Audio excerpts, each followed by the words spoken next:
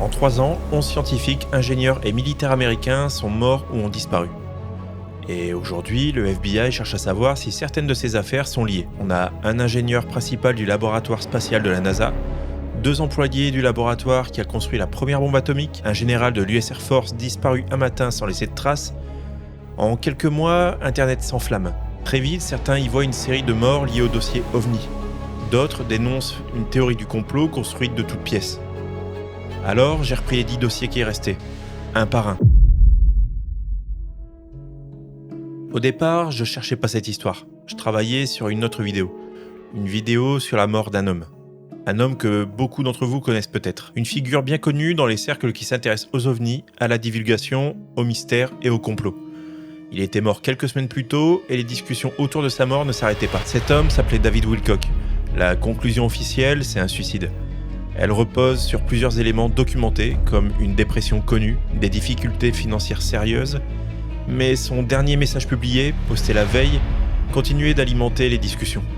Il écrivait qu'il n'était pas suicidaire et que les disparitions de scientifiques autour du dossier OVNI lui semblaient, je cite, un peu flippantes. Alors, est-ce que ça remet en cause les conclusions de l'enquête ? Rien ne permet de l'affirmer. Par contre, ça explique pourquoi certaines personnes n'arrivaient pas à passer à autre chose. Alors, j'ai commencé à creuser. Et là, quelque chose a changé. En cherchant à comprendre les discussions autour de Wilcock, je suis tombé sur une liste. D'abord, quelques noms, puis d'autres, toujours des scientifiques, des militaires, des ingénieurs, des disparitions sans corps, des décès sans cause communiquée, et au milieu de tout ça, une enquête fédérale active. Et à ce moment-là, Wilcock est passé au second plan, parce que ce que j'avais sous les yeux n'avait plus rien à voir avec lui. C'était beaucoup plus vaste, et c'est cette histoire-là que je vais vous raconter. In 2019, the UAP Task Force Director asked me to identify all special access programs and controlled access programs, also known as SAPs and CAPS. I was informed in the course of my official duties of a multi-decade UAP crash retrieval and reverse engineering program, to which I was denied access to those additional read-ons when I requested it. Do you have knowledge or do you have reason to believe that there are programs in the advanced tech space that are unsanctioned?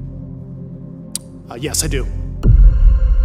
Depuis plusieurs années, une partie des personnes qui travaillent ou ont travaillé sur les programmes OVNI américains affirment que les États-Unis auraient récupéré des technologies d'origine inconnue. Certaines parlent de programmes secrets, de matériaux non humains, de témoins sous serment devant le Congrès, quand d'autres disent qu'il s'agit de rumeurs amplifiées par des gens qui ont tout intérêt à rester devant les projecteurs. Ces deux positions coexistent, mais aucune n'a encore remporté le match aujourd'hui. Mais c'est dans ce contexte qu'une idée commence à circuler. Si ces programmes existent, alors ceux qui savent le plus pourraient représenter un risque. Et ceux qui représentent un risque pourraient disparaître. C'est cette théorie qui va progressivement engloutir la liste que j'avais sous les yeux. Matthew James Sullivan avait 39 ans. Il avait travaillé comme officier du renseignement pour l'US Air Force et comme analyste au NASIC, le centre de l'US Air Force chargé d'analyser les menaces aériennes, spatiales et les phénomènes aériens d'intérêt pour le renseignement. Et Sullivan avait accepté de témoigner pour un sous-comité du Congrès chargé du programme OVNI. Pas dans les médias, pas dans un podcast, mais devant le Congrès des États-Unis, dans le cadre d'une procédure officielle.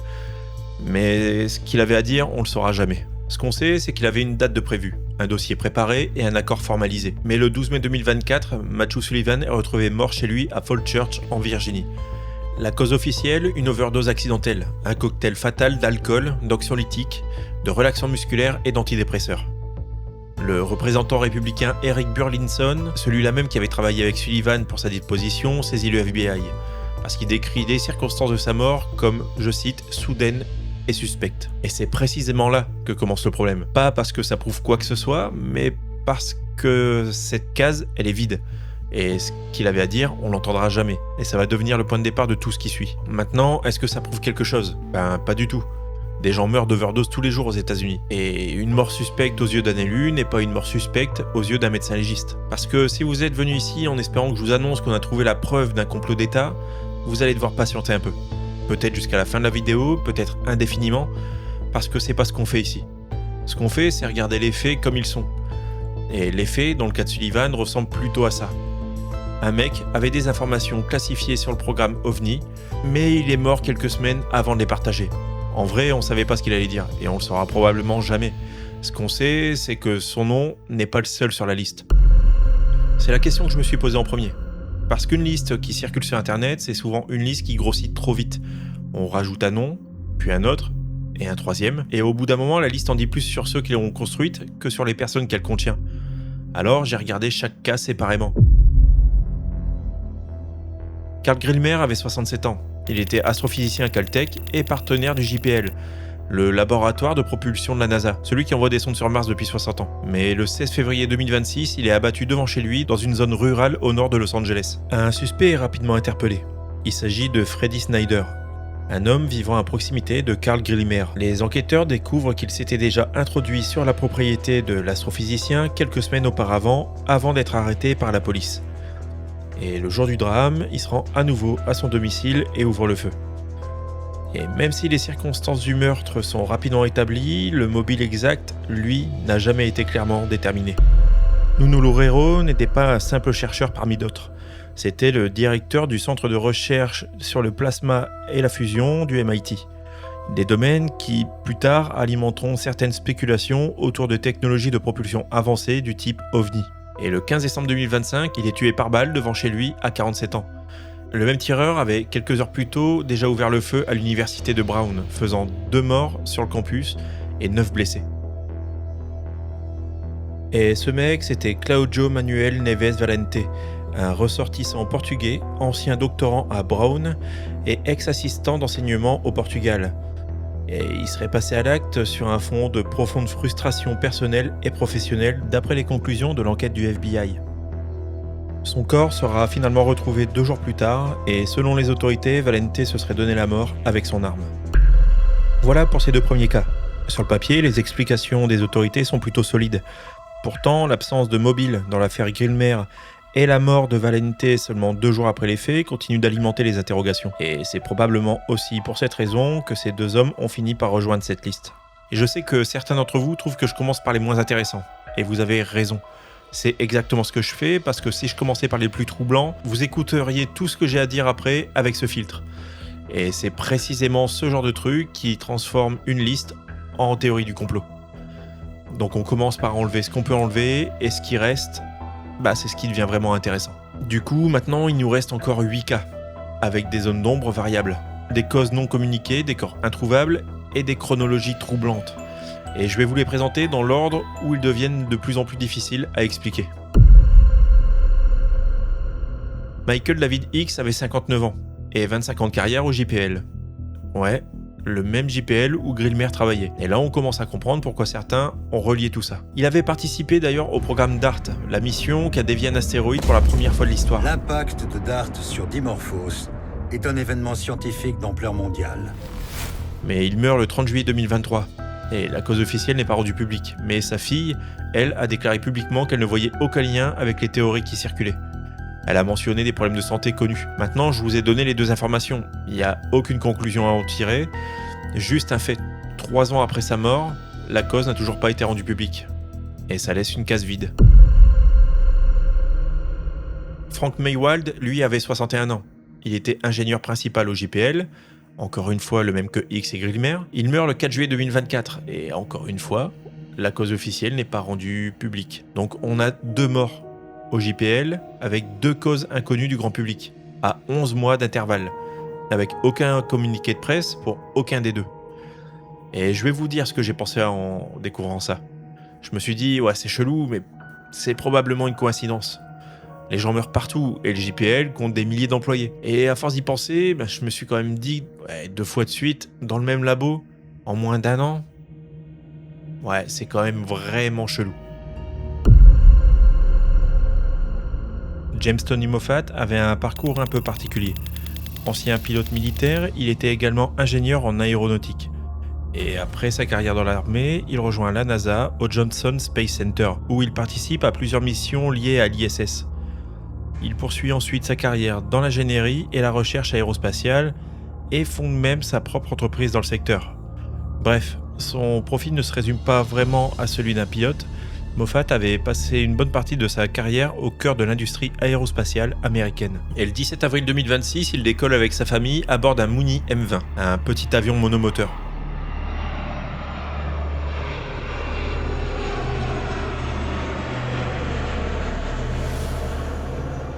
Et à bord, il y avait Tony Moffat, sa femme et leurs 2 fils.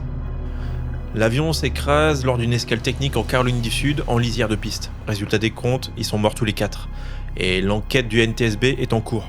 Mais pour l'instant, on n'en sait pas plus. Anthony Chavez, lui, avait travaillé pendant plusieurs années au laboratoire national de Los Alamos, au Nouveau-Mexique. Et Los Alamos, c'est pas exactement un laboratoire comme les autres. Il a été créé pendant la Seconde Guerre mondiale pour le projet Manhattan. C'est là qu'on a développé les premières armes nucléaires américaines.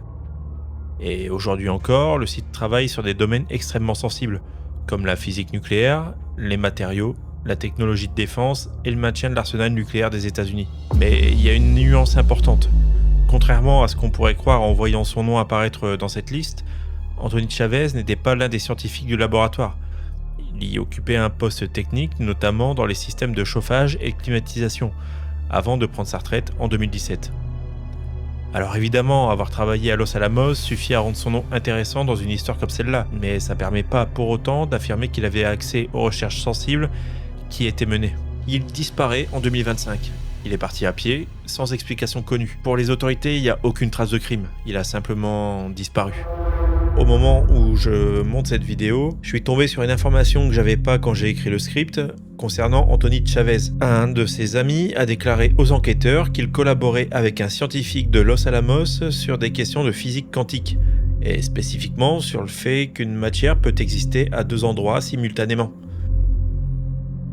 Alors, à part sur Wikipédia, j'ai pas trouvé de source qui pourrait corroborer ça, mais c'était important que je vous donne toutes les informations que j'ai. Et à partir de maintenant, on rentre vraiment dans les histoires un peu bizarres. Melissa Casillas avait 53 ans.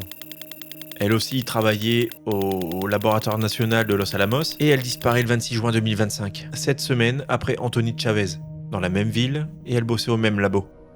Mais comme pour Anthony Chavez, il y a un détail très important qui a été très peu traité par les médias. C'est que Casillas n'était pas une scientifique. Elle était employée dans l'administratif. D'ailleurs, sa nièce a déclaré à CBS News « Melissa était assistante administrative et n'avait aucune habilitation de haut niveau. Je suis extrêmement contente que le cas de Melissa attire l'attention, mais j'ai vu aucune preuve la liant aux autres cas. » Et là, pour le coup, je vais vous présenter les faits sans commentaire, parce qu'il n'y en a pas besoin. Ses téléphones avaient été réinitialisés aux paramètres d'usine avant sa disparition. Sa voiture, son portefeuille et ses papiers étaient laissés sur place. Et le 28 mai 2026, un randonneur découvre des restes humains dans la forêt nationale de Carson, à 2600 mètres d'altitude, le tout à 24 km de son domicile. Et les restes sont identifiés comme ceux de Melissa Casillas. Et une arme à feu est retrouvée à côté d'elle.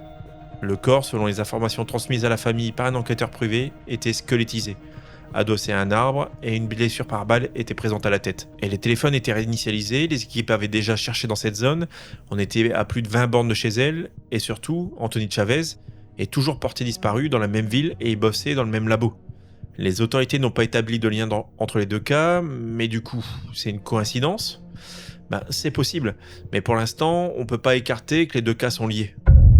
Bon, si je fais le point, certains des cas dont je vous ai parlé ont une explication officielle qui tient la route, d'autres ont des cases vides, on a des causes inconnues, 2 employés du même labo nucléaire disparus à pied dans la même ville à 7 semaines d'écart, et à ce stade, je pourrais encore défendre la thèse des coïncidences, mais il reste 2 noms à aborder. Et ces 2 noms-là posent une question différente. Pas est-ce que ces gens sont morts mystérieusement, mais est-ce qu'il existe un lien documenté avec au moins 2 d'entre eux ? Monica Reza avait 60 ans. C'était la directrice du groupe de traitement des matériaux OGPL. Encore lui. Elle avait 37 ans de carrière dans l'aérospatiale. Et c'était la co-inventrice du Mondaloy, un super alliage utilisé dans les moteurs de fusée, issu d'un programme financé par l'Air Force au début des années 2000. Le 22 juin 2025, elle part randonner dans la forêt nationale au nord de Los Angeles avec 2 membres de son groupe de yoga. Et selon l'homme qui marchait devant elle, Monica se trouvait à une dizaine de mètres derrière lui. Il se retourne une première fois, elle lui sourit. Il reprend sa marche et quelques secondes après, il se retourne de nouveau, sauf que là, Monica avait disparu. Et malgré plusieurs jours de recherche, mobilisant hélicoptères, drones, équipes cynophiles et des centaines de bénévoles, un seul objet est retrouvé. Son bonnet au fond du ravin de Devil's Canyon. Un chien pisteur suit son odeur jusqu'à cet endroit et plus rien. Et aujourd'hui, 1 an plus tard, elle est toujours portée disparue. Voilà ce qui rend ce dossier différent. Monica Reza et un autre homme sur cette liste avaient travaillé ensemble. Pas dans la même institution, mais dans le même programme. Et ce lien, c'est la commission parlementaire américaine qui l'a établi. Elle l'a noté spécifiquement dans une lettre officielle au FBI. Et c'est le seul lien documenté et reconnu officiellement entre deux personnes de cette liste. Major général de l'US Air Force à la retraite, William Neil McCasland avait 68 ans. Et il avait commandé le laboratoire de recherche de l'US Air Force, le laboratoire le plus avancé de l'armée américaine. Et il était basé à Wright-Patterson, dans l'Ohio. Wright-Patterson, ça vous dit quelque chose? Parce que cette base revient pratiquement dans toutes les discussions sérieuses sur les programmes liés aux phénomènes aériens. Et c'est pas qu'une théorie conspirationniste. C'est dans les archives déclassifiées du gouvernement américain, notamment dans les documents du projet Blue Book, accessibles en ligne depuis des décennies. D'ailleurs, si on en croit les théories sur l'incident de Roswell, c'est là que les Américains auraient stocké et étudié les vaisseaux qui se seraient crashés en 1947. La série X-Files en avait fait un décor de fiction, mais la base, elle existe. Et son lien avec les dossiers OVNI est documenté. McCasland avait aussi des liens avec l'organisation To The Stars, une structure qui a joué un rôle central dans la médiatisation des premiers dossiers OVNI déclassifiés à partir de 2017. Mais le 27 février 2026, au matin, il quitte son domicile d'Albuquerque, il laisse son téléphone, ses lunettes, il laisse ses appareils connectés, il laisse son portefeuille, il prend une arme, un revolver calibre 38. Sa femme appelle les secours tout de suite. Elle leur dit qu'il n'avait pas l'intention d'être retrouvé. Elle précisera ensuite qu'il souffrait d'un problème de santé chronique et qu'il ne détenait plus que des habilitations ordinaires depuis sa retraite, plus d'une décennie auparavant. Alors ces informations comptent, mais elles ferment pas le dossier. Elles expliquent en partie pourquoi un homme peut disparaître comme ça. Et d'ailleurs le FBI est impliqué dans les recherches, mais il est toujours porté disparu. On a donc une liste, 3 cas résolus, 9 avec des zones d'ombre variables, un lien documenté et reconnu officiellement entre 2 d'entre eux. La question qu'on a le droit de se poser maintenant, c'est est-ce que quelqu'un a réellement essayé de vérifier si cette liste avait un sens? En avril 2026, donc il y a quelques mois, une commission du Congrès américain annonce officiellement une enquête. La commission envoie des lettres formelles au directeur du FBI Kash Patel, au secrétaire de l'énergie, au secrétaire de la défense Pete Hegseth et à l'administrateur de la NASA Jared Isaacman. Elle demande des briefings avant le 27 avril. La lettre officielle utilise ces mots. Si ces rapports sont exacts, ces morts et ces disparitions peuvent représenter une grave menace pour la sécurité nationale des États-Unis. Et dans les jours qui suivent, les institutions répondent. Le FBI confirme publiquement qu'il pilote l'effort pour rechercher des connexions entre les scientifiques disparus et décédés. La NASA déclare que rien lié à la NASA n'indique une menace pour la sécurité nationale. Le département de l'énergie lui dit simplement qu'il prête attention. Et le 29 avril, le FBI annonce avoir résolu le cas Loureiro, un acte isolé, aucun lien avec des programmes classifiés. Et je veux m'arrêter sur quelque chose. Le FBI ne dit pas qu'il existe un complot. Le FBI dit qu'il cherche des connexions. Et c'est pas la même phrase du tout. Parce que le FBI ouvre des pistes tous les jours. Certaines mènent quelque part, d'autres s'arrêtent.